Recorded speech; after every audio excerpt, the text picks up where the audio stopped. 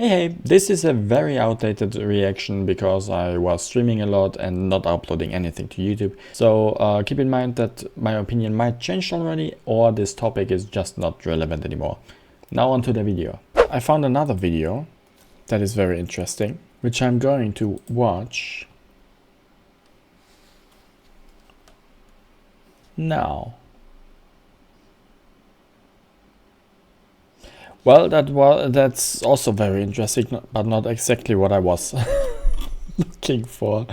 No, Tier Zoo. I have no idea if you know who this is, but if you don't know who this is, check them out. Great channel. I watch pretty much every of his videos.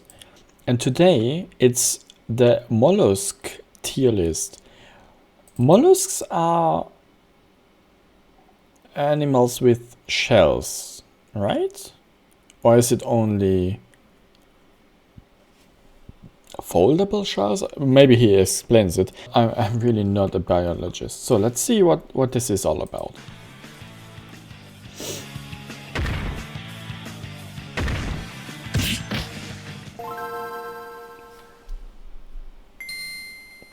Mollusks are one of the most diverse factions in the entire game. Indeed, much more diverse than I think most. Mollusk or cephalopod? Dude, I'm really not a biologist. I have no idea what. Players realize. They are extremely popular both among casual and competitive players, with some builds demanding incredible levels of skill to pilot, while others are practically AFK. And with so many different potential mollusk builds to choose from, it can be difficult to know which builds are actually competitively viable in the current meta. So today, we're going to go through the mollusk tier list. While I attempt to cover as many of the popular well-known builds as I can, mollusks are an extremely broad category, second only to arthropods in terms of number of individual members. Okay, that's why it was so hard for me to define mollusks. So inevitably, some are getting left out of this video for the sake of time.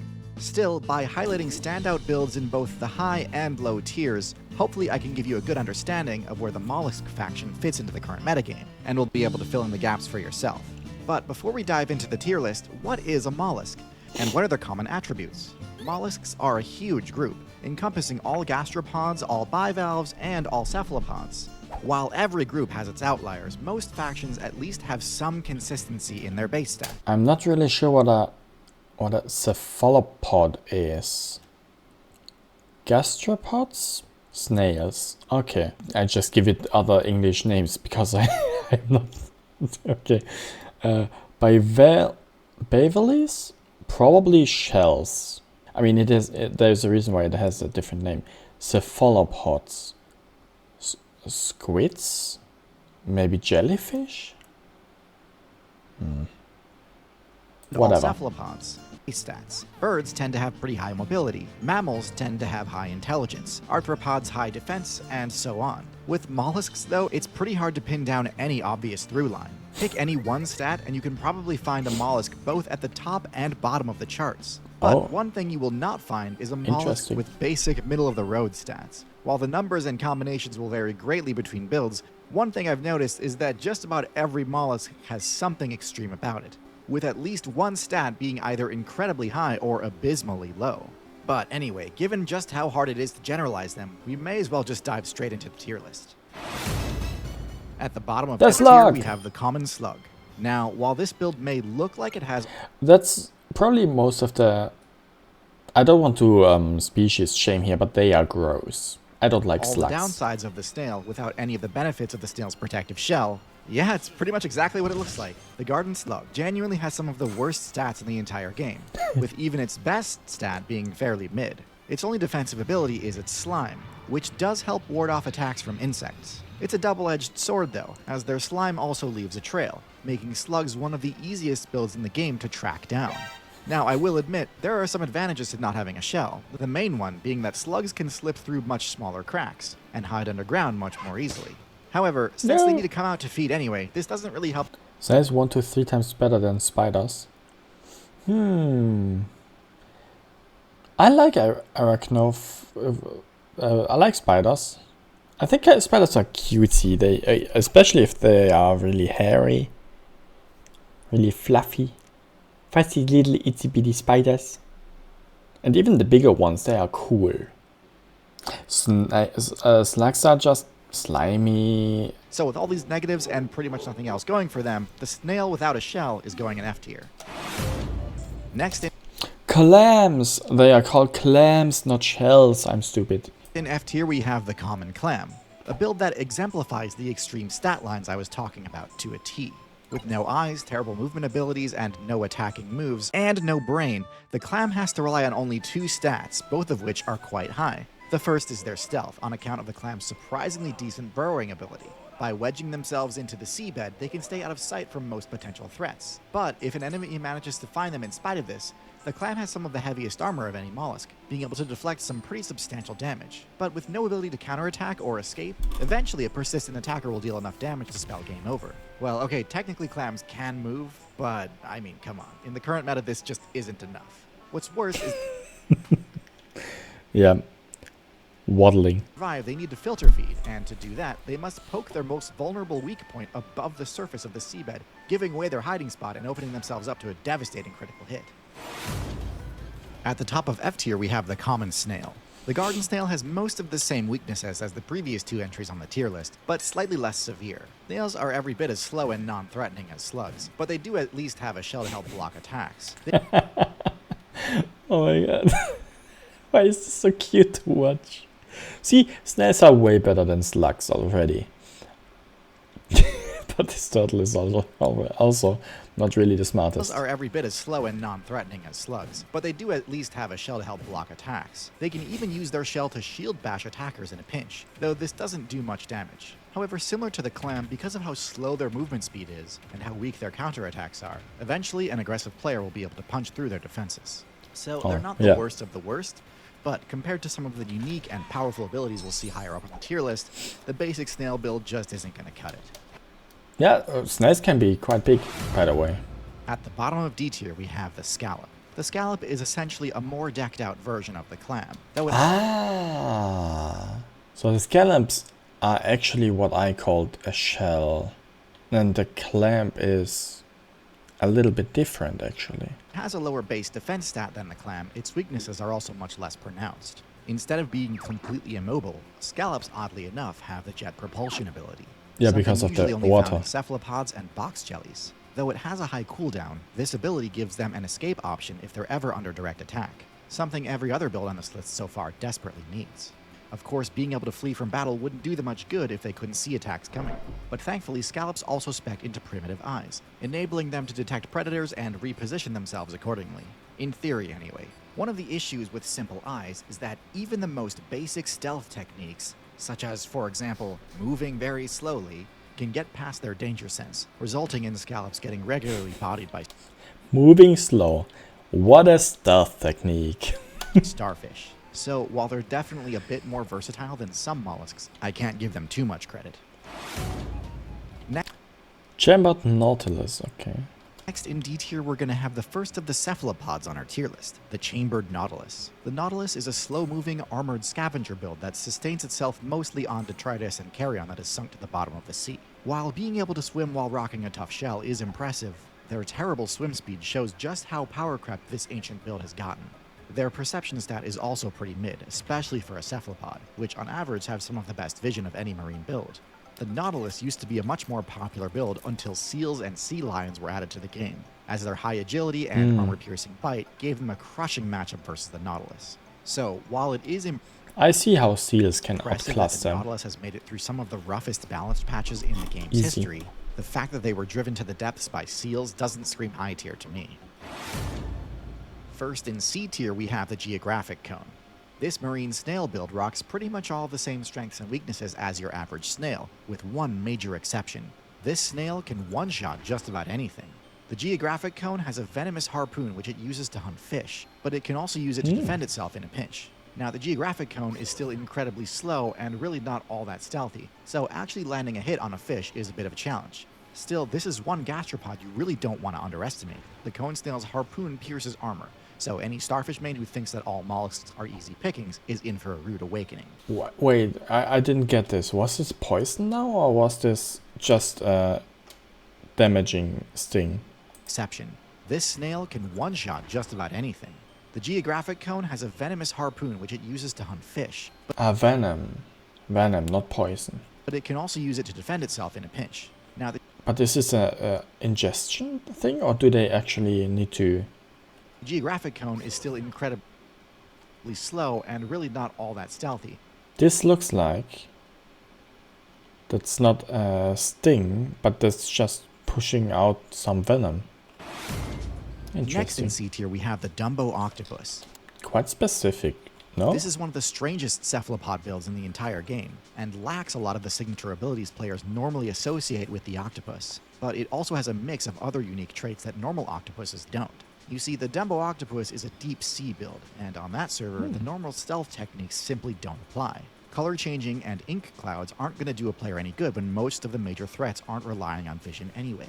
So even though those abilities are what the octopus is best known for, unfortunately the Dumbo octopus has to find other ways to remain hidden from predators.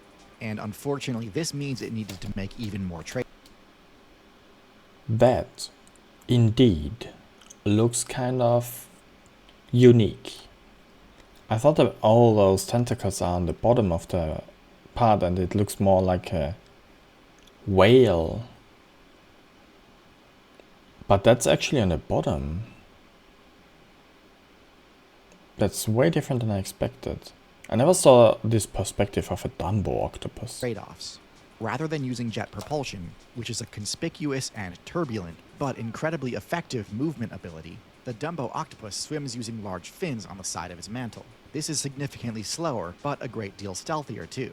This makes it too slow to catch fish, but it's still able to thrive off of its winning matchup versus crustaceans. Its webbed tentacles are perfect for surrounding and capturing targets on the seafloor. So definitely an interesting build, but by having to sacrifice so much of what makes the octopus so overpowered. So it is technically putting a parachute over the prey. The Dumbo octopus is definitely one of the lower tier ones. Interesting.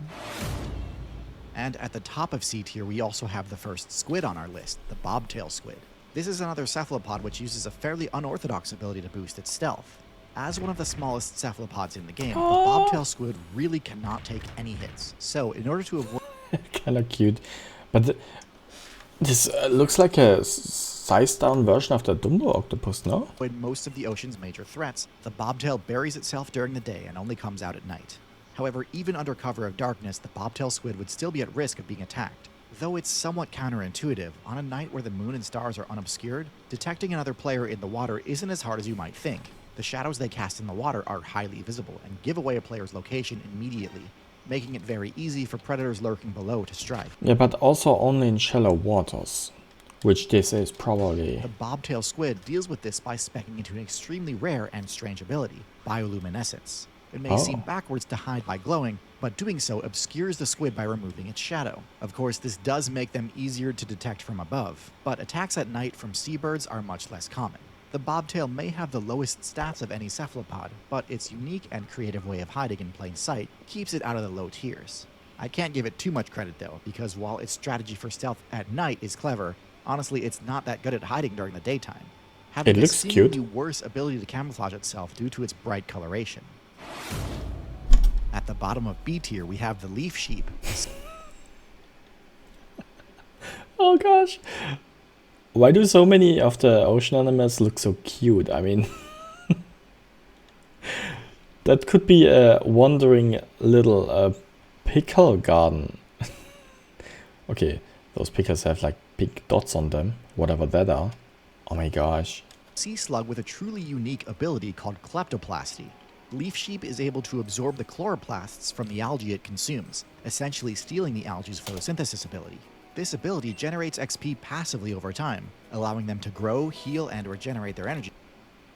So those are animals with photosynthesis ability?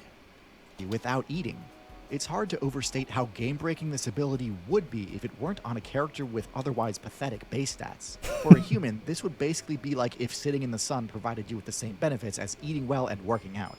Unlike some of the sea slugs higher up on this list, the leaf sheep doesn't really have any defensive abilities. But if you want a character that is extremely forgiving in terms of the resource management side of things, the leaf sheep may actually be the best build in the game for anyone looking for that chill casual playstyle. I mean, I could be wrong because I'm not a biologist, but isn't anything that makes photosynthesis kind of a plant? I don't talk about bacteria and so, because I know there are some bacteria that do photosynthesis too and stuff, but the animal that is bigger than like a coin still does photosynthesis? I never heard about that. Crazy. On pretty much the exact opposite end of the spectrum, next in B tier we have the giant squid. Now obviously this thing's HP stat is extreme, with it I being hate the looking largest at the mollusk eyes in the game. But of one thing I those bet you weren't thingies. expecting was for it to also have the highest perception stat of any mollusk. There we are not on the cute spectrum anymore, I by the mentioned way. before that in the dark depths of the ocean, the normal stealth mechanics don't apply. Well, the giant squid is the exception to this. Its eyes are so large, the largest in the game in fact, that even with only a tiny fraction of a percent of sunlight making it to the depths, the giant squid can still see. This is bad news for all the deep sea builds that assumed camouflage wasn't necessary and spec'd their character accordingly. This incredible eyesight is necessary for more than just hunting though. Being gigantic unfortunately makes you extremely easy to detect via echolocation, so they have to remain vigilant constantly to avoid being ambushed by the Abyssal server's true apex predator. Yeah. Luckily, their vision has a range just barely more than that of the whale's sonar, so as long as they're on top of their game, they should be able to outmaneuver Crazy. and avoid attacks. On this same tier, I'm also going to include the colossal squid, which has many of the same traits. The spectrum of the mollusks is from teeny tiny, almost unseeable snails and slugs and clams and whatnot, up to the giant squid. As the giant squid, including massive eyes and incredible dark vision. The colossal squid does have a few subtle differences in its kit though. It's slightly heavier, but also less mobile, relying on ambushes using its 2 extra long arms to capture prey, as opposed to the giant squid's more traditional method of rushing down a target with an array of tentacles. The colossal squid also has hooks on its arms, which do more damage and can inflict bleed buildup, making them much more dangerous for whales to attack, making up for their slower swim speed. However, at the end of the day, both the giant squid and colossal squid have terrible matchups against whales. And because of their large size, their energy upkeep costs are insane. So they have to play pretty much a perfect game to avoid getting smoked. Both are powerful builds if you know what you're doing, but not without their limitations.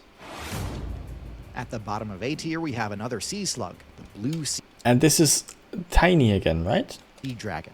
Similar to the leaf sheep, this slug also has the power to copy the ability of its main food source. But in this case, the blue dragon isn't consuming algae, it's consuming jellyfish. The blue sea dragon is able to absorb the venomous nematocysts from the tentacles of their prey, and Oh, interesting. Poison.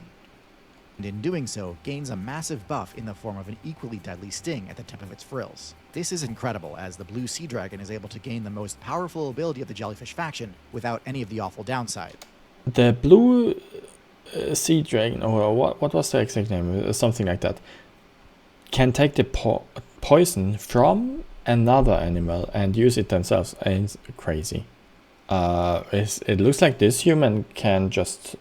Okay, there's sand between the thing and his hand, their hand, but yeah. Like, you know, being literally brainless and having no control over their own movement. Blue sea dragons also have I would not hold anything that can kill me without me realizing that. I wouldn't hold anything that near my body at all. much better stealth than a lot of sea slugs, using the counter shading technique with a bright underbelly and dark blue backside, making them hard to see both from Curing the venom is hard too when it's poisons from other animals. Yeah, true. So, I assume this blue creature is pretty much immune to most, if not all poisons. No, probably not all, but most poisons in the ocean. above and below. While not quite as OP as some of the cephalopod mollusks, the blue sea dragon definitely stands above all other slugs and snails as a unique and formidable outlier. Yeah, because the poison. Next in A tier we have the common octopus, a solid representative of the octopus faction as a whole. Yeah, It very possesses solid. the core abilities that define the octopus build, along with its inherent vulnerabilities. Its two standout strengths are stealth and intelligence. The common octopus boasts some of the best stealth in the game, capable of changing both its color and texture to blend seamlessly into virtually any environment: dense weeds, jagged rocks, or barren seabeds. And if its camouflage fails and it's ever spotted, it can deploy an ink cloud to temporarily debuff the attacker's perception stat, usually buying enough time to escape. If this creature is on the seafloor, I see them rushing there, and 2 seconds I look away for half a second, I would lose them. Fails and it's ever spotted, it can deploy an ink cloud. Also, my orientation being in water is garbage. To temporarily debuff the attacker's perception stat, usually buying enough time to escape. However, escape is often its only viable option, as the octopus has some of the lowest defenses in the game. With no armor whatsoever, any hit it takes can deal devastating damage. Even in a server as perilous as the ocean, where threats abound regardless of armor, the common octopus must play cautiously. Bites from everyday fish can pose a serious risk, so despite its impressive abilities, it requires careful strategy to survive. Speaking of bites though, one lesser known but important ability the octopus has is venom, which it delivers via a bite with its sharp beak. Finally, now's as good a time as any to say that although it's not a combat weakness, the octopus's biggest weakness is its low lifespan. Given that a lot of the octopus... Really? I thought they get like... I thought how old do octopus get? Don't look at me like that. I thought it is like 20 years, maybe 30? But if lifespan is the biggest weakness, maybe they only get like 2 years. His best tricks need to be learned, either by observation or trial and error. The octopus's already powerful intelligence would be a lot more powerful if the devs allowed it to be refined over the course of a few decades, like dolphins, parrots, and humans get. This weakness is pervasive through the entire 3 to 5 years only. Well, kind of makes sense. And for that age, being that smart, cephalopod faction. Impressive. Which is interesting because some of the other mollusks are pretty much the exact opposite. But yeah, this is why despite their many overpowered abilities, it's hard to give any cephalopods a top tier rank unless they're truly broken in even more ways than usual.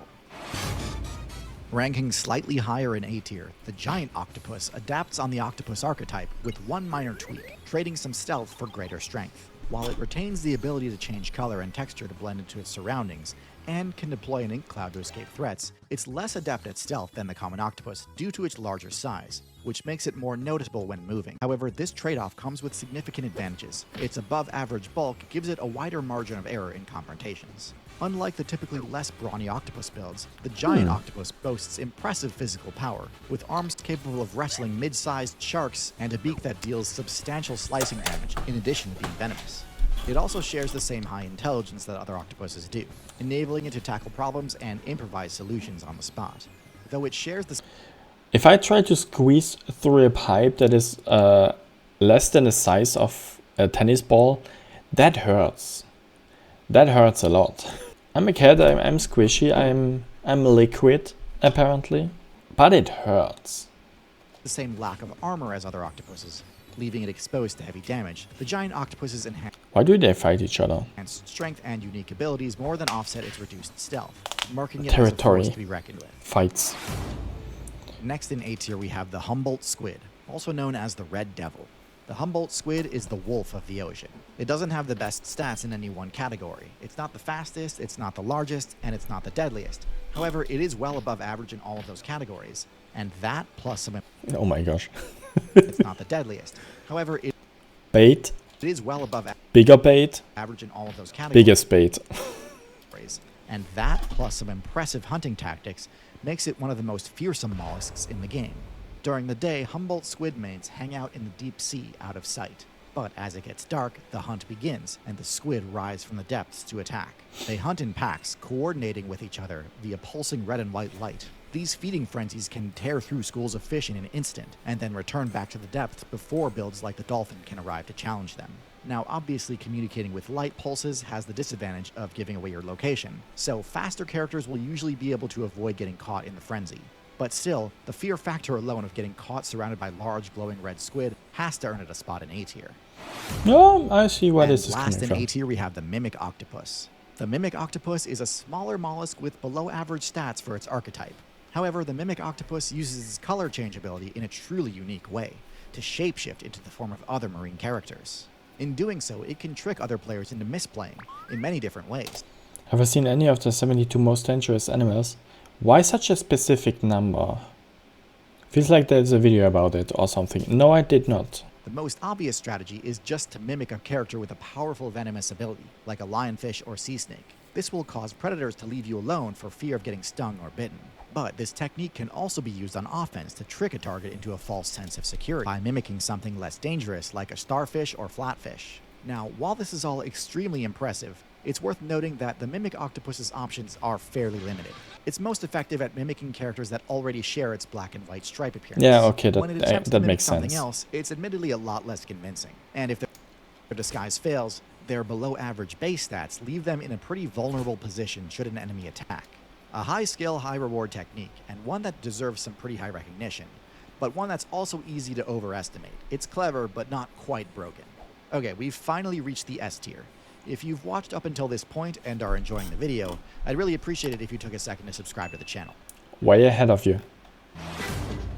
At the bottom of S tier, we have another small mollusk with blue accents, the blue-ringed octopus. This is one of the smallest octopus Now this in looks the game, cute but again. you wouldn't know it if all you saw was its power stat. The blue-ringed octopus has the deadliest venom of any mollusk, even deadlier than the geographic cone. Its venom is the same neurotoxin found in pufferfish. Now can that blue dragon thingy absorb this too? Which can I one-shot wonder. almost anything within only a few minutes.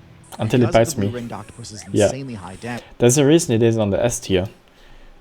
One little droplet of that venom, poison or whatever, and I'm dead. Dead for sure. this build opts for the aposomatism technique, where rather than attempting to hide from predators using camouflage, when threatened, it instead boldly asserts its presence with vibrant neon blue markings all along its body. In doing so, it is essentially flexing on other predator players, saying it has no reason to fear them and Power stuff. daring them to make a move. This strat is I common love this among players editing. with powerful toxic abilities, and most players quickly learn that bright colors mean danger. Now, one of the usual drawbacks of this ability is that it dramatically cuts the player's own stealth stat. While this trade-off makes sense when it comes to scaring off predators, if you're a predator yourself, this makes the task of catching prey harder, as they'll be able to see you coming more easily. But because of the octopus's innate color change ability, the blue-ringed octopus is able to switch its intimidation ability on and off, allowing it to remain Smart. stealthy when it needs to. Now, of course, because it's on the small side, there's always a chance an opponent could overwhelm the octopus and take it down before it had the chance to counterattack. But more often than not, this small octopus is turning the tide on anything that dares challenge it. While it's definitely a glass cannon, the blue-ringed octopus's incredible stats and unique ability to subvert one of its major weaknesses earns it a spot in S tier. And on the topic of subverting weaknesses, next Coconut octopus. We already had a common octopus that almost looks the same. in S tier we have the coconut octopus. This is the octopus build with the highest Ah, that's that intelligence guy. stat of any mollusk, and the only one that makes tool use a core part of its strategy. The octopus's biggest weakness is its pathetic defense stat, and this was actually a direct nerf to overpowered cephalopod builds of the past. Many cephalopods used to have thick, sturdy shells like other mollusks do, way back during the Ordovician expansion. By using their incredibly high intelligence and tool use ability, the coconut octopus is able to regain access to heavy armor by equipping the shells of defeated scallops and clams. This makes them Smart. much less vulnerable to being picked off by a random attack from a fish or bird. In addition, kind of similar to the mimic octopus, most players don't have their guard up around a clam, so the shells also provide excellent cover to ambush opponents from. And after scoring a win, they can retreat to the safety of their shell to avoid getting Hey, I'm already here. But I need a roof or something. stolen, similar to leopards dragging their food up into trees to avoid hyenas. But shells aren't the only tools the coconut octopus has learned to incorporate into its combat repertoire. Using Glass its water bottle. siphon, it can also launch debris at fish, making them one of the only builds in the game with access to a ranged attack. Oh, I can do that. I can throw stuff. This is excellent at dealing chip damage without leaving the safety of the shell, meaning they don't fall into the same trap as clams by relying on defense with no means of counterattacking. Overall, this is truly one of the most impressive showcases of tool use in the entire game. I thought 2 shells are enough, but and this guy has like 4. Like 4 shields. You know, some video games have knights with like two swords, two-sworded, or one sword and a shield. Imagine someone with 4 shields. That's this guy. Game other than humans, as it legitimately subverts one of the weaknesses of the typical octopus build without sacrificing any of the perks. An easy S tier rank. Reminds you of a bone collector caterpillar. Ah, I think I know which caterpillar you're talking about, but I don't know the name of that. And now our final S tier, the cuttlefish. Cuttlefish? Oh, then it sounds like a name for S tier. Cuttlefish has a number of impressive stats, including quite literally the highest stealth stat in the game. It has the most advanced Doesn't really look like I want to cuddle it though. version of the color change ability, and is able to swap between colors at such an incredible rate that it can basically animate its skin. This means that in addition to standard camouflage, the cuttlefish can also use its appearance to confuse and hypnotize its prey, or startle and intimidate its predators. Though it may not have the ability to fire projectiles like the coconut octopus, its grappling arms give it a deceptively long reach, often catching players off guard and setting them up to get comboed into the cuttlefish's venomous bite. Even though the cuttlefish has no abilities which buff its defense, actually landing a hit on this agile and mesmerizing character is genuinely one of the most difficult things in the game. Their speed stat is a lot closer to that of a squid than an octopus, even though the rest of their abilities all align much more closely to the octopus. The cuttlefish combines the most powerful elements from both the squid, like high maneuverability and long reach, and the octopus, like intelligence, venom, and color changing, into one overpowered build. And for that, the cuter the animal, the more deadly it is. I don't know if that doesn't strike me as cute in the traditional sense. I thought the blue dragon is a little more cute. There was another animal here in the middle somewhere that was cute, like the leaf sheep. Okay. I'm ranking it as the #1 mollusk in the game. And that's the tier list. Overall, the viability of mollusks is super inconsistent. Yeah, I see that. Cephalopods are truly busted, but the faction is also filled with a lot of suboptimal jam. Don't hurt the animal. Oh my god. Divers, I swear. And AFK farming builds. So there really is something for everyone here, from meta tryhards to low tier heroes. Now, knowing which traits and abilities Then we start at the end, which is... to invest in can be a difficult choice. Luckily for you, I've partnered with the game Cell to Singularity to provide you the perfect training simulation. If you want to watch that, feel free. Show support. I love all of their videos. All of them are like gamification real life thing. And that's it.